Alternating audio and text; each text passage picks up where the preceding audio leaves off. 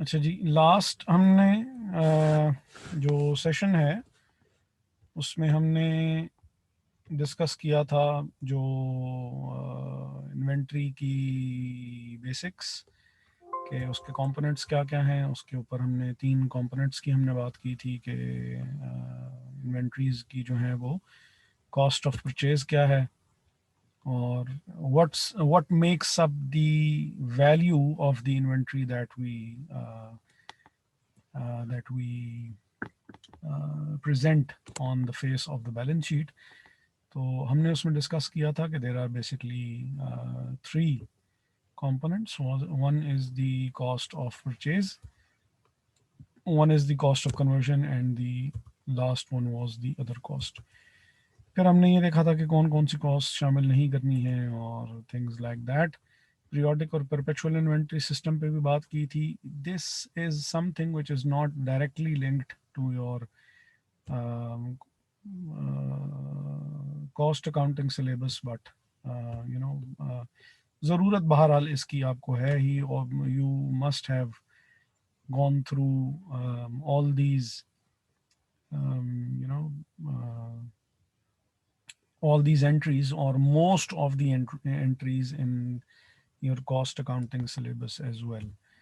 फिर फ्रेट की ट्रीटमेंट हमने देख ली थी कि ये एफओबी शिपिंग पॉइंट और जो एफओबी डेस्टिनेशन है इसके साथ जो है वो हमने क्या काम करना है, और सेल्स टैक्स भी हमने देख लिया था कि it's not included in the product cost, or it does not become part of the cost of inventories.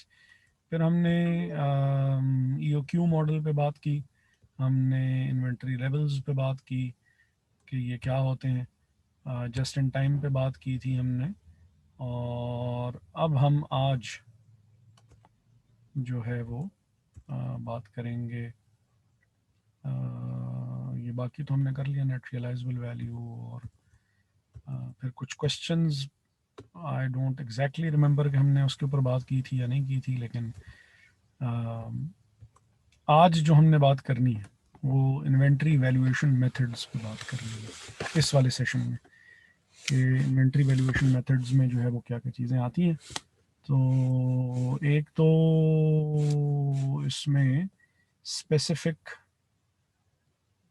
Identification आ रही है या आएगी, और एक इसमें फर्स्ट इन फर्स्ट आउट है, एक इसमें लास्ट इन फर्स्ट आउट है, और एक इसमें वेटेड एवरेज मेथड है। तो हैं तो काफ़ी से, हमने इनमें से सिर्फ जो बाय एंड लार्ज जो 4 यूज़ होते हैं, हमने बेसिकली बात जो है वो उसके ऊपर करनी है।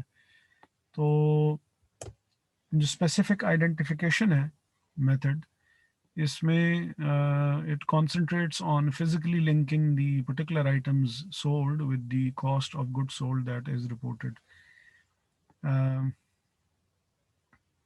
अब यहाँ पे जो इन्होंने ना बहुत एक इम्पॉर्टेंट बात होगी, सेकंड पॉइंट है, यानी करेंगे क्या कि जो भी आपने each item sold must have a cost obviously. तो because you can identify and you can relate each item, and you know that a particular item, खास item की ये इसके ऊपर इतना खर्चा आया है, ये उसकी कॉस्ट है, because you can relate to that. इस वजह से फिर इसको हम स्पेसिफिक आइडेंटिफिकेशन मेथड कहते हैं। कहाँ यूज़ किया जाता है? For expensive low volume merchandise में, एक्सपेंसिव लो वॉल्यूम मर्चेंडाइज। मसलन ज़मीन है बहुत ज़्यादा जो है वो बिकती नहीं है, अब ये प्रॉपर्टी के काम करने वालों के लिए तो ये इन्वेंट्री बेसिकली उनकी ज़मीन होगी, या एक्सपेंसिव कार्स हैं, उनका भी वॉल्यूम कोई बुगाटी वेरॉन है, वो प्रोड्यूस ही बहुत कम होती हैं, तो उन्होंने obviously they are very expensive, not many people can afford that। तो अब उनके लिए, because you know what is the cost per unit of each car that you have sold, तो अब यहाँ पे स्पेसिफिक आइडेंटिफिकेशन मेथड यूज़ किया जा सकता है, इन केसेस में किया जा सकता है। 2 एग्जांपल्स मैंने आपको दे दिए, एक्सपेंसिव कार्स हैं। इफ़ यू रिमेंबर तो ये जब वो अभिनंदन वाला केस जब हुआ था, तो उसमें भी इन्होंने, इंडियंस ने कहा कि यार इन्होंने बेसिकली JF-17 थंडर नहीं बल्कि इन्होंने F-16 यूज़ किया है हमारे एयरप्लेन्स को गिराने के लिए। तो उस वक्त भी जो बात की गई थी वो यही की गई थी कि जो लॉकहीड मार्टिन, जो if I am not wrong, तो वो बेसिकली ये F-16s बनाते हैं। तो उन्होंने कहा कि भाई हमने हर जो हमारा फाइटर प्लेन है हमने उसको मार्क किया हुआ है, और उसका जो है वो हम गिनती कर लेते हैं। आई मीन कितने यूनिट हमने बेचे होंगे, कोई लाखों में यूनिट तो हमने बेचे हुए नहीं हैं। तो it's a very expensive equipment. तो अब इस एक्सपेंसिव इक्विपमेंट को जो हमने जो बेचा है, तो ऑब्वियसली इसकी कॉस्ट जो है वो कैलकुलेट करना कोई इतना ज़्यादा परेशानी या मुश्किल की बात तो है नहीं। तो आराम से जो है वो उसको कैलकुलेट किया जा सकता है और हम उसको अम, हम गिन लेते हैं। गिनती पूरी होगी तो इसका मतलब है कि कोई तैयारा, क्योंकि उन्होंने कहा था कि हमने एक F-16 गिराया है और पाकिस्तानीज वर डिनाइंग दैट। तो हमने कहा कि भाई गिनती कर लें, अगर उसमें से कोई गिरा हुआ होगा तो हमें पता लग जाएगा। तो उन्होंने की थी गिनती, उन्होंने कहा कि नहीं जी, सारे के सारे जो फाइटर प्लेन्स हैं वो मौजूद हैं और F-16 जो है वो नहीं गिरा है। क्योंकि वो जिस किस्म के प्लेन से वो F-16 गिराने की बात कर रहे थे, तो it was very huge embarrassment होनी थी अगर ये काम हुआ हुआ होता। यानी बिल्कुल ऐसा ही है कि एक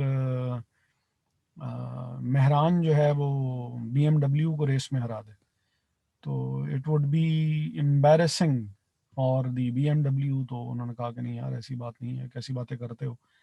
तो उन्होंने गिनती की, उन्होंने कहा यार ऐसी बात नहीं है। तो अब वो क्योंकि एक्सपेंसिव इक्विपमेंट है, अब ये 3 एग्जांपल्स होगी, उस किस्म के केसेस में स्पेसिफिक आइडेंटिफिकेशन यूज़ की जा सकती है।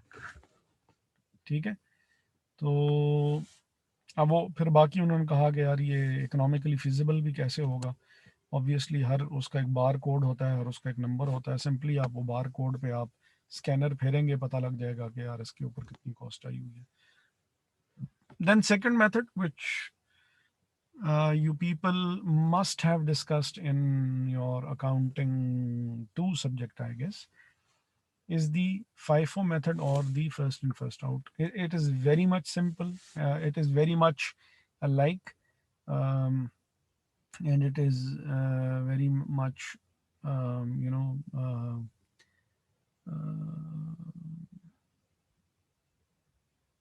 very much same, as you people must have discussed in your financial accounting 2 subject. FIFO assigns the FIFO basically stands for first in, first out. The unit that were received first will be sold first, and the units that were received later will be sold later. That's the psyche behind the FIFO technique. तो FIFO assigns the cost of the earliest acquired units to cost of goods sold. पहले इनको बेचा जाएगा, जो पहले आया है उसको पहले बेचा जाएगा, जो बाद में आया उसको बाद में बेचा जाएगा. The cost of the newer units is assigned to the units in ending inventory. जो अभी latest inventory आई होगी आपके पास, पहले जो पुराने वाले थे उनको बेचेंगे, जो पहले आया था वो बेचा भी पहले ही जाएगा. तो इसका मतलब है पुराने वाले यूनिट्स पहले बिक जाएंगे और जो नए वाले यूनिट्स होंगे वो आपके पास अभी बिल्कुल ताज़ा ताज़ा आपके पास इन्वेंट्री जो है वो पड़ी हुई होगी, जिसकी वजह से वो कह रहा है कि वो जो इन्वेंट्री पड़ी हुई है तो उसी को ही हम एंडिंग इन्वेंट्री कह रहे हैं, और एंडिंग इन्वेंट्री ही जो है वो यूज़ की जाएगी बेचने के लिए, सॉरी बैलेंस शीट में शो करने के लिए. FIFO provides inventory valuations that closely approximate the actual market value of the inventory at the balance sheet date. अब क्योंकि बहुत latest inventory, up to date inventory आपके पास जो है वो पड़ी हुई है, तो it would be, its value would be up to date and its value would be a very close approximate of what is being sold in the market. क्योंकि लेटेस्ट चीज़ है और लेटेस्ट चीज़ ही मार्केट में बिक भी होगी, तो इसकी वैल्यू जो होगी it would be very close to that. In periods of rising prices, FIFO leads to higher net income. अब हायर नेट इनकम जो है वो क्यों आएगी, उसके ऊपर जो है वो हम बात कर लेते हैं कि हमारे पास कॉस्ट ऑफ गुड सोल्ड जो है उसका फॉर्मूला हमारे पास जो होता है वो ओपनिंग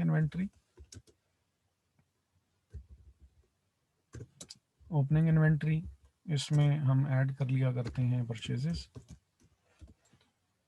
ऐड कर लेते होते हैं हम इसमें अगर कोई डायरेक्ट एक्सपेंसेस अगर हो रहे हों, और हम इसमें से लेस कर लिया करते हैं क्लोजिंग इन्वेंट्री, तो हमारे पास आ जाती है cost of goods sold.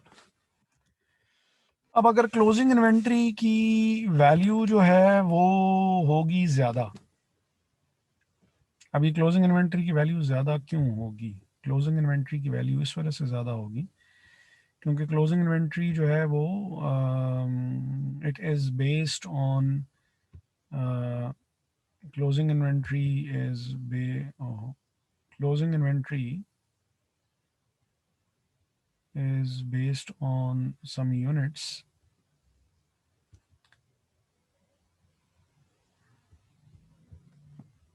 Sorry मैं इसको रब कर दूं तो अच्छा,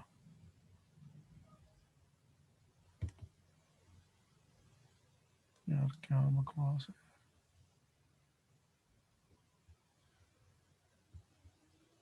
सॉरी यार, let me pause the recording and get this thing. अच्छा जी, लेट्स रिज्यूम द रिकॉर्डिंग. और इसमें मैंने ये जो finally I have got these arrows right, अल्हम्दुलिल्लाह. दैट वाज अच्छा खैर. तो क्लोजिंग इन्वेंट्री की वैल्यू अगर हायर होगी, अब ये हायर क्यों होगी? क्योंकि फाइफो में इन्वेंट्री जो होती है वो लेटेस्ट वैल्यूज़ पे मुश्तमिल होती है. अब लेटेस्ट वैल्यूज़ क्योंकि ऑब्वियसली इन्फ्लेशन अगर हो रही है तो पहले वाली चीज़ें तो सस्ती थी और वो तो हमने बेच दी हैं क्योंकि वो तो पहले आई थी, और बाद में चीज़ें क्योंकि आई हैं जो फर्स्ट इन फर्स्ट आउट है ना, जो चीज़ पहले आई थी वो पहले बिक भी जाएगी. तो पहले तो महंगाई कम थी, तो जो चीज़ पहले आई थी वो चीज़ हमने बेच भी दी, सस्ती चीज़ हमने बेच दी. अब क्योंकि महंगाई हो चुकी है, अब जो हमारे पास इन्वेंट्री आ रही है वो महंगी है, तो क्लोजिंग इन्वेंट्री की वैल्यू पहले की बनस्बत क्योंकि ज़्यादा होगी तो कॉस्ट ऑफ गुड सोल्ड कम हो जाएगी. मसलन let's give it some values. 100 है ओपनिंग इन्वेंट्री, परचेजेस हैं हमारे पास 500, डायरेक्ट एक्सपेंसेस थे हमारे पास 100 सपोज, और इन्वेंट्री की वैल्यू ओरिजिनली इन्वेंट्री की वैल्यू थी हमारे पास suppose 200. What, why playing music?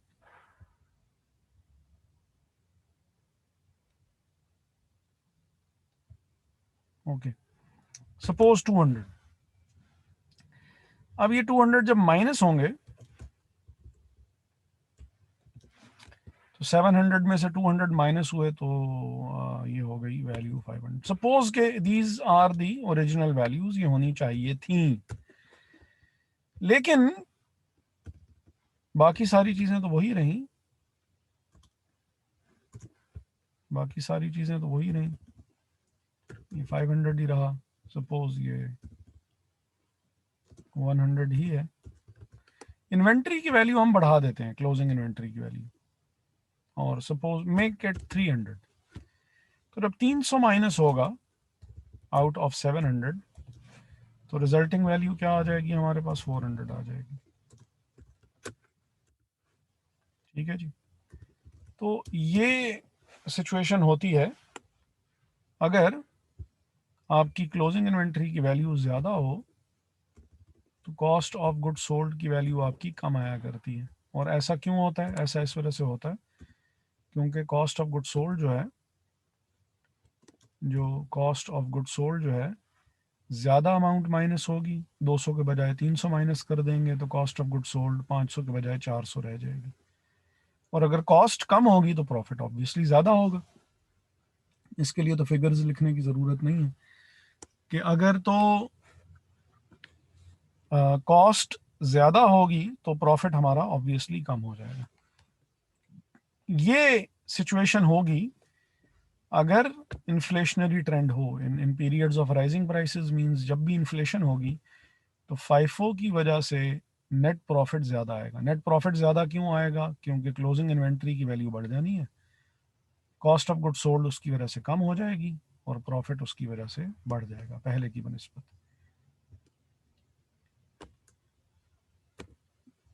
जो हमारी नेक्स्ट वो है जो लाइफो है, लाइफो में सिचुएशन बिल्कुल इसके ऑपोजिट होती है। LIFO stands for last in first out. जो अभी अभी आया है उसको पहले बेचेंगे। तो जो महंगी चीज़ आई है वो आपने बेच दी क्योंकि वो अभी अभी आई है और प्राइसेस तो बढ़ रही हैं, महंगी चीज़ अब आएगी। पहले वाली चीज़ों की वैल्यू कम थी, अब वाली चीज़ों की वैल्यू ज़्यादा होगी। LIFO assigns the most recent cost to the cost of good sold. ये जो जो लेटेस्ट चीज़ आई है सबसे पहले ये बेची जाएगी। इसका मतलब है आपकी क्लोजिंग इन्वेंट्री में पुरानी वाली चीज़ें पड़ी हुई होंगी। LIFO provides an income statement perspective in the net income measured using LIFO combines the current sales price and current acquisition cost. In periods of rising prices and constant or growing inventories, LIFO yields lower net income. Situation बिल्कुल इसके opposite हो जाएगी जो कि हमने अभी discuss की है। अब वो कैसे होगा? वो कुछ सिचुएशन जो है वो ऐसे हो जाएगी कि हम यहाँ से सिलेक्ट करते हैं टेक्स्ट और हम इसको ज़रा फैला देते हैं ताकि ये डिस्ट्रैक्शन थोड़ी सी कम हो जाए। वैसे तो है लेकिन सपोज ओपनिंग इन्वेंट्री जो थी दैट वाज 100,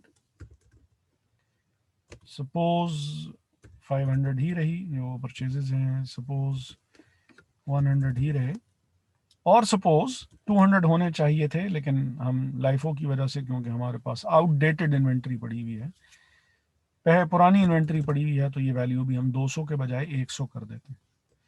तो जब 700 में से 100 माइनस होंगे खाली तो आपकी कॉस्ट ऑफ गुड सोल्ड जो है वो आपके पास अब रह जाएगी, होनी 500 चाहिए थी लेकिन अब वो हो जाएगी 600। और जब कॉस्ट ऑफ गुड सोल्ड बढ़ जाएगी तो जो आपका प्रॉफिट होगा, प्रॉफिट आपका कम हो जाएगा। ठीक है जी। अगर ये बढ़ जाएगी 500 हो सकती थी लेकिन प्राइसेस गिर गई हैं जिसकी वजह से अमाउंट माइनस ही कम हुई है, जिसकी वजह से कॉस्ट ऑफ गुड सोल्ड बढ़ गई है पहले की बनिस्बत। लाइफो में ये काम हो रहा है और प्रॉफिट जो है, प्रॉफिट आपका रिड्यूस हो जाएगा। कॉस्ट बढ़ जाएगी तो प्रॉफिट कम हो जाएगा। तो लास्ट इन फर्स्ट आउट में सिचुएशन कुछ इस किस्म की हुआ करती है कि कॉस्ट बढ़ जाने की वजह से प्रॉफिट कम हो जाया करता है।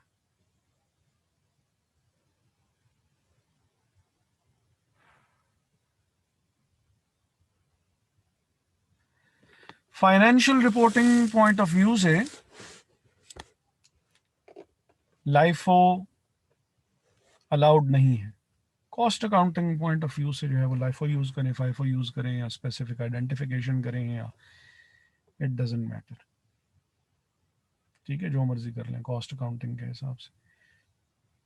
तो first in first out, first in first out क्या कर रहा है कि first in first out basically एक ऐसा इन्वेंट्री का मेथड है, इन्वेंट्री वैल्यूएशन टेक्निक है जिसमें पहले आई हुई चीज़ों को पहले बेच दिया जाता है और बाद में आई हुई चीज़ों को होल्ड करके रखा जाता है इन्वेंट्री में टिल द टाइम उसकी भी डिमांड आ जाए और हमें उसको भी बेचना पड़ जाए। लास्ट इन फर्स्ट आउट में एग्जैक्ट ऑपोजिट काम हो रहा है कि जो चीज़ बिल्कुल अभी अभी आई है उसको पहले बेचा जाएगा और जो चीज़ बाद में आई है उसको बाद में बेचा जाएगा। और इसकी वजह से जो प्रॉफिट है वो कम आता है बनिस्बत फाइफो के, जिसमें नेट इनकम जो है वो आपकी ज़्यादा आया करती है। रीज़न हमने उसकी ये बता दी कि फाइफो में क्योंकि कॉस्ट ऑफ गुड्स सोल्ड कम आती है, क्योंकि higher value of closing inventory होती है, माइनस होने वाली अमाउंट क्योंकि ज़्यादा है, तो कॉस्ट कम आएगी, और कॉस्ट कम आएगी तो प्रॉफिट ऑब्वियसली ज़्यादा आएगा।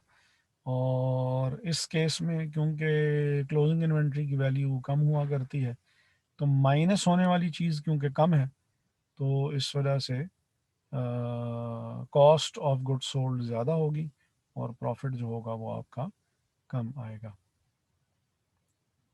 ठीक है जी, यहाँ तक बात होगी। वेटेड एवरेज जो मेथड है, वेटेड एवरेज मेथड में computes unit cost by dividing the total acquisition cost of all the items available for sale by दिन। अब ये बिल्कुल ही ना दोनों के बीच की चीज़ है, इसमें फाइफो और लाइफो की बीच की चीज़ जो है वो वेटेड एवरेज मेथड है हमारा। वेटेड एवरेज मेथड में क्या होता है, computes a unit cost by dividing the total acquisition cost of all the items available for sale by the number of units। Average है ना जी, तो टोटल कॉस्ट को टोटल नंबर ऑफ यूनिट से डिवाइड कर देंगे। Is it's as simple as that. Total cost जो भी होगी आपकी, टोटल कॉस्ट को टोटल नंबर ऑफ यूनिट से डिवाइड कर देंगे।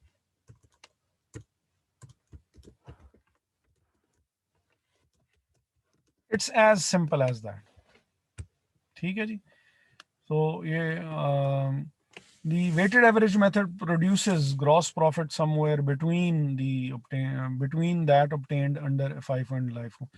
ऑब्वियसली ये एवरेज है ना, तो ये बीच की चीज होगी। जो फाइफो में हाईएस्ट आया था, इसमें एवरेज पे आएगा, उसकी बनिस्बत कम आएगा, लेकिन लाइफो से ज्यादा ही होगा। लाइफो में लोएस्ट जो है वो आया करता है प्रॉफिट, एवरेज में एवरेज होगा, और फाइफो में जो होगा वो हाईएस्ट होगा।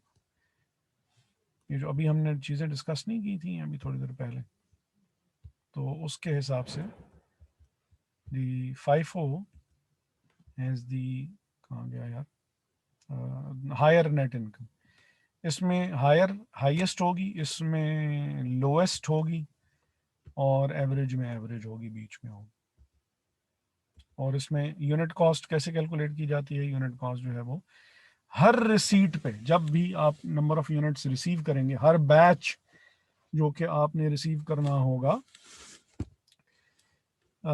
अच्छा हाँ, एक बात तो खैर बीच में रह ही गई कि फाइफो जो है वो उस किस्म की इन्वेंट्रीज के लिए बेहतर है जो कि बैचेस में प्रोड्यूस हो रही हैं, और प्रोड्यूस भी बैचेस में हो रही हैं, और सपोज टेक्नोलॉजी रिलेटेड गुड्स हैं, तो जैसे जैसे वक्त उसका गुजरेगा तो वो पुरानी होने के साथ उसकी वैल्यू गिरना शुरू हो जाएगी।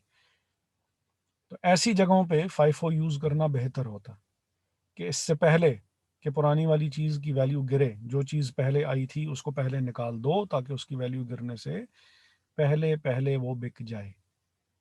लाइफो में क्या है कि लाइफो उस किस्म की इन्वायरमेंट में ज़्यादा, कि जहाँ पे चीज़ पुरानी होने की वजह से उसकी वैल्यू और बढ़ जाती है।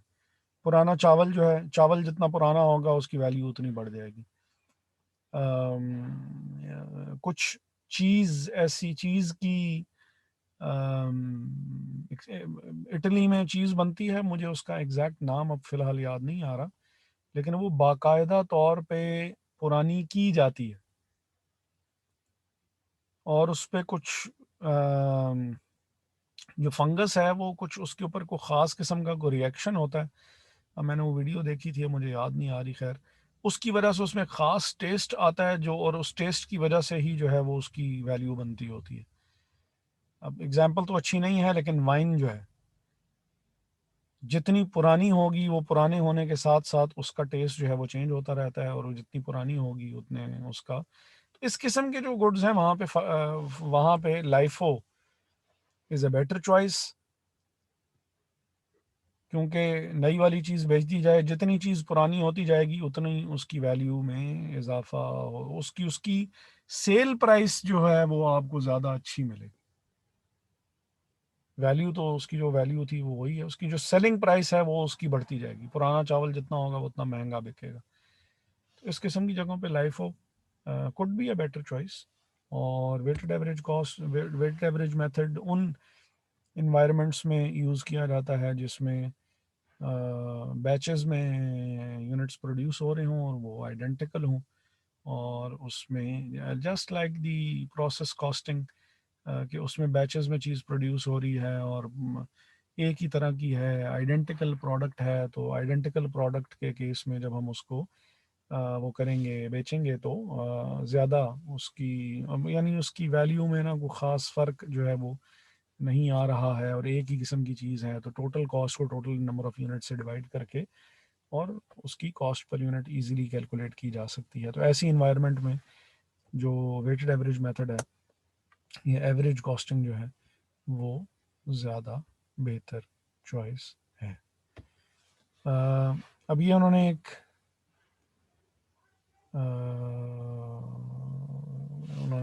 एग्ज़ाम्पल दी हुई है, और उस एग्ज़ाम्पल के थ्रू उन्होंने चीज़ जो है वो समझाने की कोशिश की है कि अगर लाइफो हो, फाइफो हो या वेटेड एवरेज हो, तो उस केस में वैल्यूएशन जो है वो कैसे की जाएगी।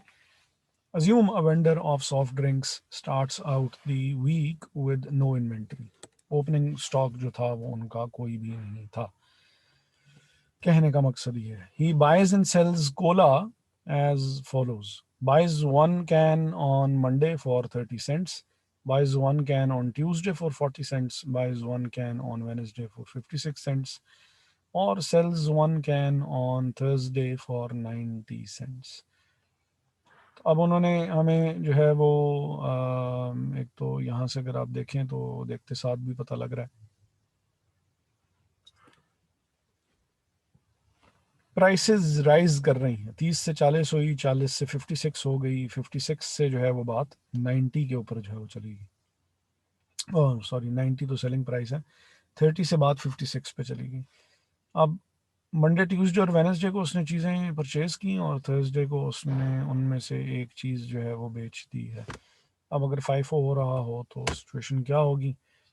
अब इन्होंने अगर हम बात करें फाइफो की, तो फाइफो में जो उन्होंने बाय की है, जो वन कैन जो उन्होंने बाय किया है वो उनको उन्होंने 30 सेंट्स का किया है, और उनको उन्होंने फिर 40 सेंट्स हैं यार, ये यहाँ पे भी होने चाहिए थे, और ये जैसे ये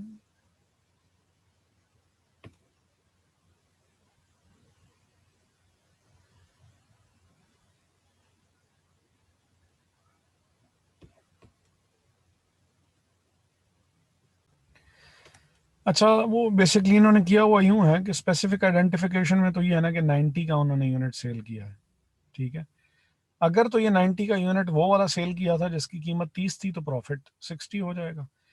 अगर 90 का जो यूनिट सेल किया है ये वो वाला था जिसकी कीमत 40 थी, क्योंकि स्पेसिफिकली आइडेंटिफाई कर सकते हैं कि भाई कौन सा वाला यूनिट बेचा है, और उस यूनिट के हिसाब से प्रॉफिट जो है वो चेंज होता रहेगा। 30 का भी लिया था हमने, 40 का भी लिया था, 56 का भी लिया था, बेचा कौन सा वाला है भाई। अगर तो बेचा जो है वो 30 वाला है तो ठीक है, यानी फिर प्रॉफिट 60 हो गया। अगर बेचा वो वाला यूनिट है जो कि 40 का है तो फिर प्रॉफिट 50 हो गया। अगर बेचा वो वाला यूनिट है जो कि 56 का था तो फिर जो है वो हमारा ग्रॉस प्रॉफिट 34 हो गया।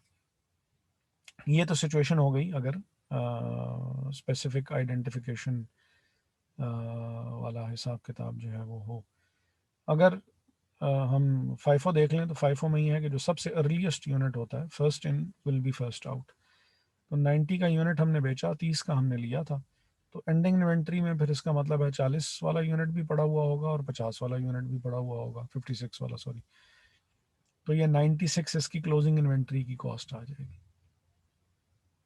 और अगर फाइफो था तो 90 का जो last in will be first out, सबसे लेटेस्ट यूनिट 56 वाला था, ये सबसे पहले बेचेंगे, तो प्रॉफिट हमारा 34 हो जाएगा। और ऑब्वियसली जो अर्लीस्ट यूनिट्स होंगे वो हमारे पास पड़े हुए होंगे, तो कॉस्ट ऑफ गुड सोल्ड हमारे पास, सॉरी एंडिंग इन्वेंट्री की वैल्यू 70 हो जाएगी। प्रॉफिट देख लें, इसमें 60 था तो इसमें 34 है, इसमें कम आ रहा है। और एवरेज कॉस्टिंग में क्या है कि 90 का जो यूनिट हमने बेचा है उसकी कॉस्ट हमने एवरेज निकाली, तीनों को ऐड किया, डिवाइडेड बाय 3 कर दिया, total cost divided by the total units. Total cost जो है वो 30, 40 और 56 है, डिवाइडेड बाय 3 जो कि टोटल यूनिट्स हैं किए, तो हमारे पास 42 आ गए। तो 90 में से 42 हमने डिडक्ट किए तो ये हमारे पास 48 आ रहे हैं। ठीक है जी, ये हमारे पास आ गया ग्रॉस प्रॉफिट। और जो हमारे पास वो है जो एवरेज कॉस्ट है, फिर ऑब्वियसली पीछे हमारे पास दो यूनिट्स बच गए हैं। दो यूनिट्स को जब हमने 42 की एवरेज कॉस्ट से मल्टीप्लाई किया तो क्लोजिंग इन्वेंट्री की वैल्यू हमारे पास 84 आ रही है, क्योंकि एक यूनिट की कॉस्ट हम 42 कैलकुलेट कर चुके हैं और दो यूनिट्स की कॉस्ट जो होगी वो 42 मल्टीप्लाइड बाय 2 84 आ जाएगी। एक दफ़ा फिर से दोहरा रहा हूँ, इन तीन पे मैं फोकस अपना कर रहा हूँ वापस दोहराते हुए। इसकी जो है वो अभी खैर है, अभी हम इसको बाद में देख लेते हैं। 90 की हमने यूनिट सेल किया है और एक ही किया है। फाइफो के केस में first in will be first out, तो इसका मतलब है यही 30 वाला जो पहले आया था यही बेचा होगा। 30 रुपये उसकी कॉस्ट थी, 30 रुपये की चीज़ 90 रुपये की बेची है, 60 रुपये का प्रॉफिट कमा लिया हमने फाइफो में। अगर ये वाला यूनिट बेच दिया है तो ये दो यूनिट बच गए होंगे, ये हमारी क्लोजिंग इन्वेंट्री की कॉस्ट आ जाएगी जो कि 96 है। अगर फाइफो यूज कर लाइफो यूज कर रहे होते, लास्ट इन फर्स्ट आउट, तो लास्ट सबसे आया था 56 यूनिट्स, 56 वाला रुपए वाला यूनिट आया था, ये सबसे पहले बेचा जाएगा। तो 90 में से 56 कॉस्ट थी, ऐसा यूनिट जिसकी कॉस्ट 56 थी वो हमने 90 का बेचा है, तो इसका मतलब है हमने 34 रुपये का प्रॉफिट कमाया। और ये दोनों यूनिट्स क्योंकि बच गए होंगे, क्योंकि ये तो नहीं बेचे हमने, तो 56 वाला बेचा है, तो फिर हमारी जो क्लोजिंग स्टॉक की कॉस्ट होगी वो 70 आ जाएगी। एवरेज कॉस्टिंग में बात ज़रा मज़ीद सिंपल होती है। 90 रुपए की जो चीज़ बेची उसकी एवरेज कॉस्ट उसमें से माइनस करेंगे। कॉस्ट क्या होगी, खर्चा कितना आया है, खर्चा कैसे कैलकुलेट किया, तीनों को हमने ऐड किया और डिवाइडेड बाय 3 कर दिया। तो जब डिवाइडेड बाय 3 किया तो हमारे पास जो है वो प्रॉफिट आ गया जो कि 48। और जो क्लोजिंग इन्वेंट्री थी उसमें तो हमने फाइफो के केस में कैसे किया था कि फाइफो के केस में जो है वो ये दो बच गए थे तो हमने इनकी कॉस्ट देख ली थी, लाइफो के केस में ये दो बच गए थे, हमने इनकी कॉस्ट देख ली थी। और एवरेज के केस में एक यूनिट की कॉस्ट है 42, दो यूनिट्स की कॉस्ट जो है वो मल्टीप्लाइड बाय 2 करेंगे तो आ जाएगी जो कि 84 है। तो हमारे पास क्लोजिंग इन्वेंट्री की कॉस्ट 84 है, इसमें 70 है, इसमें 96 है। स्पेसिफिक आइडेंटिफिकेशन में ऑब्वियसली ये चीज़ जो है वो वेरी करती रहेगी कि कौन सा यूनिट बेचा है। अगर तो 30 वाला बेचा है तो कॉस्ट 96, अगर 40 वाला बेचा है तो कॉस्ट फिर ये वाला बेच दिया है तो 30 प्लस 56 86 हो गई हमारे पास। क्लोजिंग इन्वेंट्री में जो यूनिट्स पड़े हुए हैं उनकी कॉस्ट इतनी हो गई। और अगर आपने 56 वाला यूनिट बेचा है, क्योंकि आप स्पेसिफिकली आइडेंटिफाई कर सकते हैं, तो फिर ये दो बच जाएंगे जो कि 70 आपकी क्लोजिंग इन्वेंट्री की वैल्यू हो जाएगी। ठीक है जी, तो ये तो थे लाइफो, फाइफो और वेटेड एवरेज मेथड। बाकी इन्होंने यहाँ पे in period of rising prices, और ये जो बात हमने की है ये पहले से ही हमने डिस्कस की हुई है। और अ,